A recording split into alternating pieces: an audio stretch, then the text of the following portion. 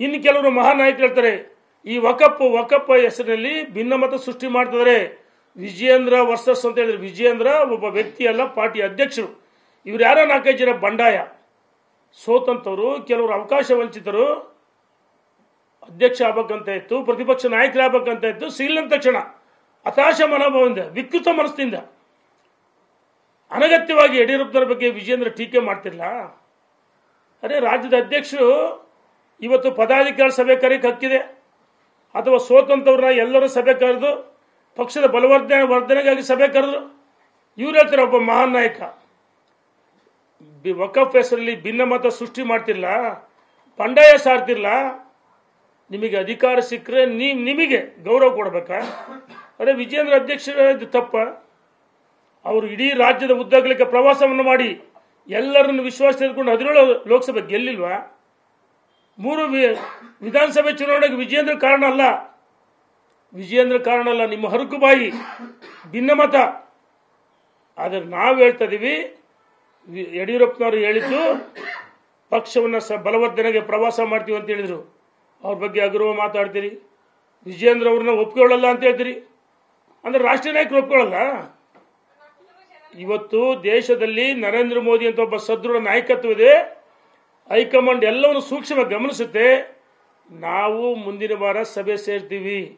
ಆದರೆ ಸೇರುವ ಅನಿವಾರ್ಯವಾಗಿ ಡೆಲ್ಲಿಗೆ ಹೋಗ್ಬೇಕಂತಲೂ ಚರ್ಚೆ ಮಾಡ್ತಾ ಇದ್ದೀವಿ. ಇನ್ನು ಮುಂದೆ ಅನಗತ್ಯವಾಗಿ ನೀವು ವಕಫ್ ಹೆಸರಿನಲ್ಲಿ ಬಂಡಾಯ ಸಾರಿದರೆ ನಾವಂತೂ ಸುಮ್ಮನಿರಲ್ಲ, ಸಹಿಸಲ್ಲ. ಅನಗತ್ಯವಾಗಿ ಯಡಿಯೂರಪ್ಪನವರು ಟೀಕೆ ಮಾಡಿದರೆ ಸಹಿಸಲ್ಲ. ನಾವು ಪಕ್ಷದ ನಿಷ್ಠಾವಂತ ಕಾರ್ಯಕರ್ತರ ಮುಖಂಡರ ಈ ರಾಜ್ಯದ ಜನರ ಭಾವನೆಗಳನ್ನು ಅನಿವಾರ್ಯವಾಗಿ ಮಾಧ್ಯಮದ ಮುಂದೆ ತಿಳಿಸ್ತಾ ಇದ್ದೀವಿ.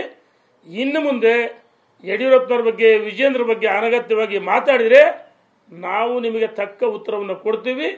ನಮಗೂ ಗೊತ್ತಿದೆ ಡೆಲ್ಲಿ ರಾಷ್ಟ್ರೀಯ ನಾಯಕರು ಭೇಟಿ ಮಾಡೋದು. ಇನ್ನು ಮುಂದಾದರೂ ನಾನು ವಿನಂತಿ ಮಾಡ್ತೀನಿ, ನಿಮ್ಮ ಸಂಘರ್ಷ ಕಾಂಗ್ರೆಸ್ ಜೊತೆಗೆ ನೋಡಿ. ಗೋವುಗಳ ಆ ಕೆಚ್ಚಲನ್ನು ಕತ್ತರಿಸಿದ ಕಾಂಗ್ರೆಸ್ ವಿರುದ್ಧ ಧ್ವನಿ ಎತ್ತಿದ್ರ ನನಗೆ ಹೇಳ್ತೀನಿ. ಒಂದು ನಿಮಿಷ ಹೇಳ್ತೀನಿ. ಒಂದಾದರೂ ಹೋರಾಟ ಮಾಡಿದ್ರ? ಮೂಢ ಹಗರಣ ಆಯ್ತು, ಹೋರಾಟ ಮಾಡಿದ್ರ? ವಾಲ್ಮೀಕಿ ಭ್ರಷ್ಟಾಚಾರ ಆಯ್ತು, SC ಸಭೆ ಸೇರಿ ಗೊಂದಲ ಮಾಡಿ ವಿಜೇಂದ್ರ ಒಳ್ಳೆ ಪಾದಯಾತ್ರೆ ಯಶಸ್ವಿ ಆಯಿತು. ಸಹಿಸಕಾಲ ಬೆಳಗಾವಿಯಲ್ಲಿ ಅನೇಕ ಕಡೆ ಸಭೆ ಸೇರಿಲ್ಲ.